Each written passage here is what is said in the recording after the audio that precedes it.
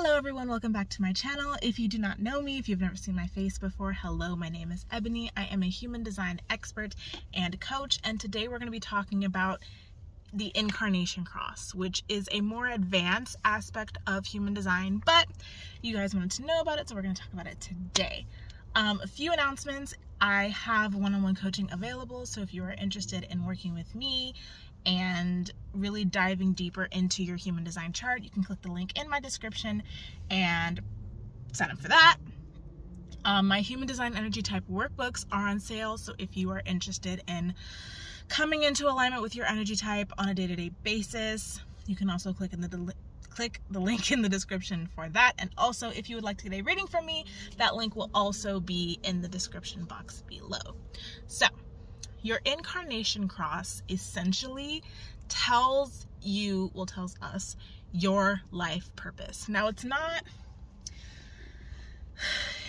like you're gonna look at your human design chart and your Incarnation Cross is gonna be like, you are meant to be a teacher, or you are meant to make cars, or you're meant to be a firefighter. Like, that's not what it means when I say that it tells you your life purpose. It shines a light on your most prominent gifts, because that's basically what your human design chart is. It's your strengths, it's your weaknesses, it's the things that you feel and the places where you take on other people's feelings or other people's conditioning. So it shows you, your Incarnation Cross is a conglomeration of your most prominent gifts and shows you really your truest potential, your life's potential, and where you show up most frequently, because it does take into account some bigger aspects of your chart. So you actually have to look at your Incarnation Cross very artistically, because it's not going to be like, this means that you're going to do this for the rest of your life. No, because the fact of the matter is, the information you learn from your Incarnation Cross can be applied to a lot of different areas. It's more of a matter of how you approach the things that you want to have in your life, how you're going to go about doing that, and in what way is going to be the most fun and the most aligned for you, right? And your Incarnation Cross usually shows itself more after you have already started to align to and kind of master your design as a whole. So this is why your Incarnation Cross is a part of my later readings, like my level 3 readings, or like a full reading, is because it shows, you can see it more clearly after you have already been working towards alignment with your general design, for a while. I don't recommend people to jump straight into the Incarnation Cross, because there's a foundation, That's why I always recommend people start with their human design. But, recommend that people start with their energy type. But we've already talked about that, so we're gonna talk about Incarnation Cross. So I have notes because I don't want to forget anything. I tend to ramble, so I'm just gonna try and stay on track. Okay, so your Incarnation Cross is a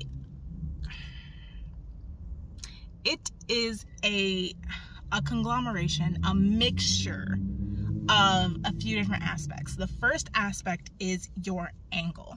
So if you look at your Incarnation Cross, it could say right angle cross of the Sphinx, or right angle cross of opposition. Your angle comes from your profile. And you know what? Oh my gosh, let me back up. So when you look up your human design, you'll see the body graph, right? That's the body, and then your energy centers are on it, right? That's the one that most of us, if not all of us, have seen. There is another component called the Rave Mandala that actually the body graph fits in the middle of. So it's the Rave Mandala, and then it's the body graph, and then it's your energy centers. That's what the full picture looks like. And if you haven't seen that, if you look it up, you'll see what the mandala looks like. Your Incarnation Cross is an actual cross on the Rave Mandala. It's an actual cross on the mandala, so that's why it's called an Incarnation Cross, because there's lines that go from the top to the bottom, from the side to the side. And that's why it's called an incarnation cross. So your angle, you can either have a right angle, a left angle, or a juxtaposition angle. Yeah. So if you have a right angle, that means that you have a personal karma, which means in your profile, the smaller number is first. So you're either a 3-5 or a 1-3 or a 2-4. That means you have a right angle. If you have a left angle, that means you have a transpersonal karma, which means in your profile, the bigger number comes first. So you're a 5-1, a 6-2, a 4-2. That means you have a left angle.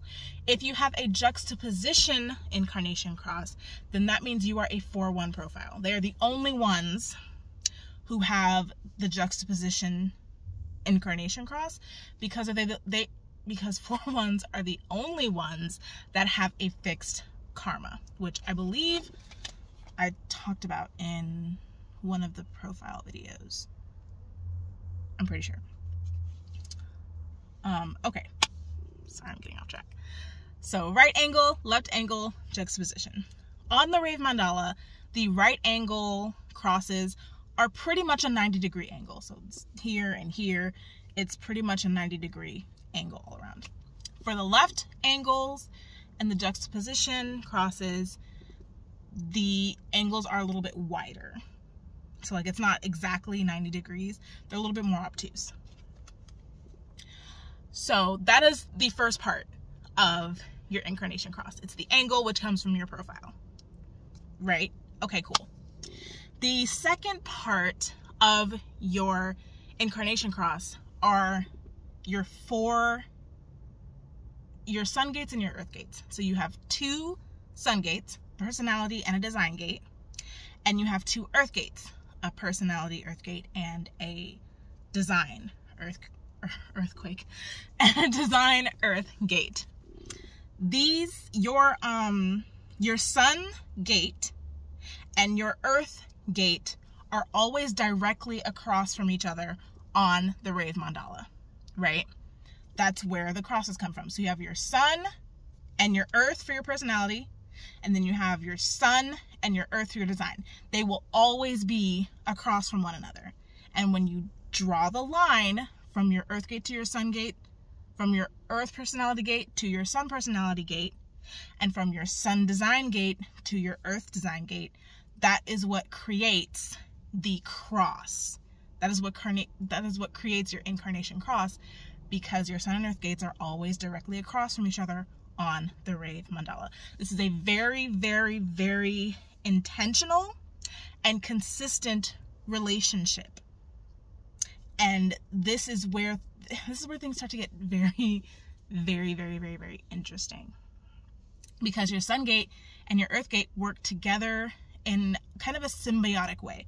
Your earth gate is how you ground yourself, how you find balance, and your sun gate is your life's purpose. So in order for you to fully step into the power of your sun gate, you need to ensure that you are balancing yourself and grounding yourself through the gifts of your earth gate. They work together, that they're very much intertwined with each other, especially when we're talking about the incarnation cross, right? So that's why, these are 4 components of your incarnation cross that are very, very important. And the name of your incarnation cross comes from the combination of those 4 gates. And there are there are so many different combinations, which is why there are so many different incarnation crosses. And even though you can look up your incarnation cross and you will get, the general kind of like meaning of what your incarnation cross is. So if you're looking for a very general idea or like an overview of your incarnation cross, you can definitely look at like incarnation cross of the Sphinx. What does this mean in human design? It will give you general guidelines. But if you really want to go in depth with your incarnation cross, that would be something either you would have to put together on your own or go to someone like me who's a reader and really dive deeper into that, because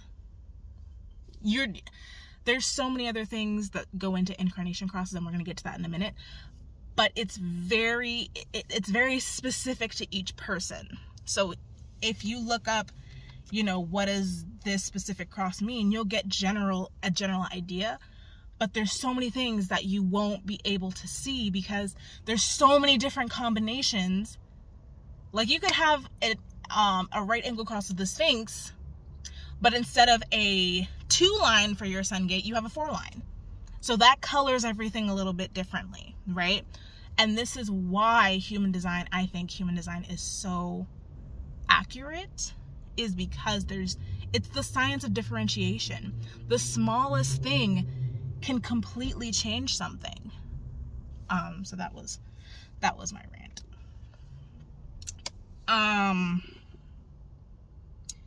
Okay, talked about angles. Okay, so we talked about the Rave Mandala.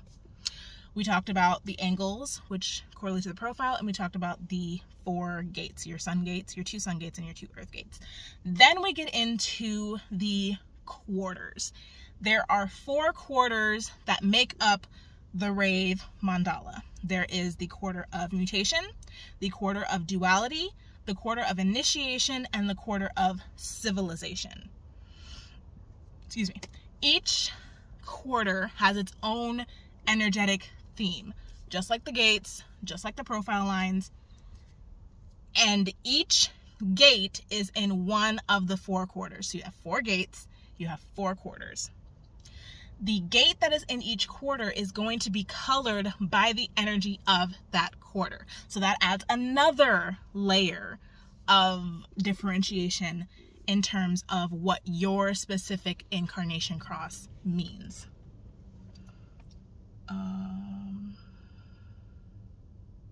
Okay, so those are all the elements of your incarnation cross.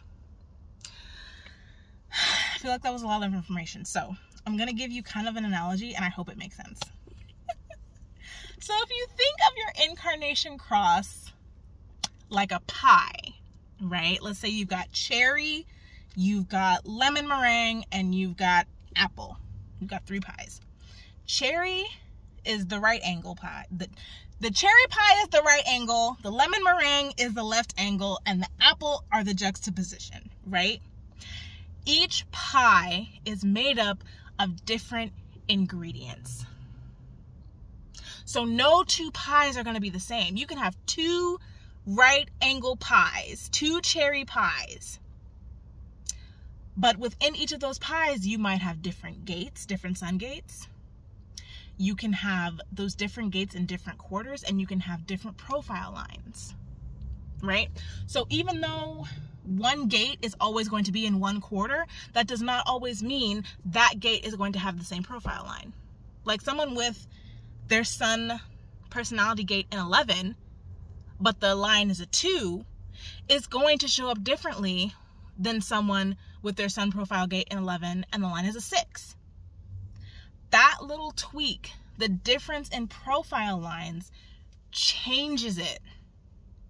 And it's like I mentioned before, it makes things so much more specific to who you are. So your incarnation cross, I'm trying to like sum this all up nice and pretty so it makes sense. Your incarnation cross is a conglomeration of your profile, your karma, your 2 sun gates, your 2 earth gates, where those gates fall in the Rave Mandala, what quarter they fall in, and the profile line that is attached to that specific gate. Those 5 elements together are what make up your incarnation cross. And it's because we get so much information just from one part of your incarnation cross.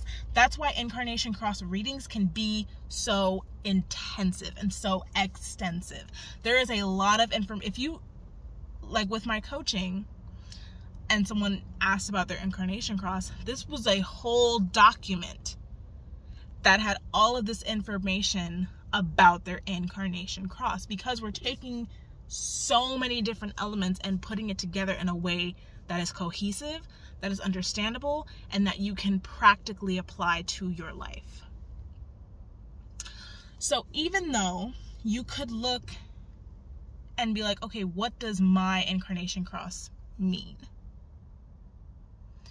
It's not going to give you the same insight that you would get if you either deciphered it on your own or went to a coach and got an actual reading of your incarnation cross, because there is so much more information, and because you can go so deeply into this one area of your design. There's so much information.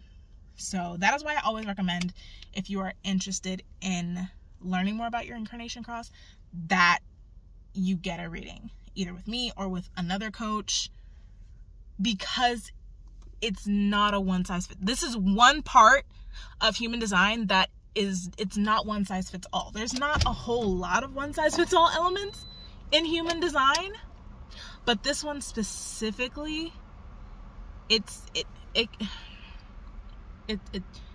you can get so much information just from your incarnation cross. So I hope that makes sense. If something didn't make sense, let me know in a comment and I will try and explain it better. But I wanted to really give you guys the information so that you could understand, what is my incarnation cross? What makes up my incarnation cross? So just in case you want to try and do it on your own, because you could totally do that. But I want you to have the knowledge so that if you do go and get a reading with someone, you know where they're getting this information from. You can look at it and say, oh, right angle, personal karma. Oh, that's my sun gate. That's my profile line. It's in this quarter. It's affecting me this way. I want you to be able to look at it and be like, okay, this is this, this is this, this is this. I want you to have that knowledge. But there's honestly no way for me to go through all of the incarnation crosses, the possible combinations, and do videos on all of the.